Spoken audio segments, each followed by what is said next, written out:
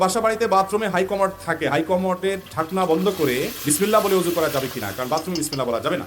দেখুন, বাথরুমে বিসমিল্লাহ বলা মাকরুহ বা আল্লাহর নাম নেওয়া মাকরুহ, কারণ আল্লাহর নাম অপবিত্র এবং নোংরা কোনো জায়গায় নেওয়া এটা আল্লাহর নামের শানের খেলাফ। এই জন্য বাথরুমে বা টয়লেটের ভেতরে অজু না করে বাহিরে যদি বেসিন থাকে, টেপ থাকে, সেখানে অজু করা উত্তম। যদি কারোর বাহিরে কোনো ব্যবস্থাপনা না থাকে অজুর, তিনি বাধ্য হয়ে ভেতরে টয়লেটেই অজু করতে হয়, টেপে বা বেসিনে বা টয়লেটের ভেতরে, তাহলে সেক্ষেত্রে তিনি বিসমিল্লাহটা মনে মনে বলবেন, বলে অজু করে ফেলবেন। কথা কি বুঝাতে পারছি? বাহিরে যদি বেসিন থাকে বিসমিল্লাহ বলে হাতটা ধুয়ে শুরু করে বাকিটা আপনি বাথরুমের ভিতর করে আসলেন, আর বাহিরে আইসা আবার দোয়া পড়লেন, কালিমায়ে শাহাদা পাঠ করলেন। এটা হলো উত্তম এবং নিরাপদ, কারণ টয়লেটে আল্লাহর নাম নেওয়া উচিত না। প্রশ্নকর্তা লিখেছেন যে কমোডের হাই কমোডের ঢাকনা দিয়ে দিলে কোনো সমস্যা আছে কিনা বিসমিল্লাহ বলাতে। তো এটা তো একটা আপেক্ষিক বিষয়। আপাত দৃষ্টিতে মনে হচ্ছে যে ঢাকনা দেওয়াতে তো ময়লা ঢাকা পড়ে গেছে, যার কারণে বিসমিল্লাহ বলা যায়।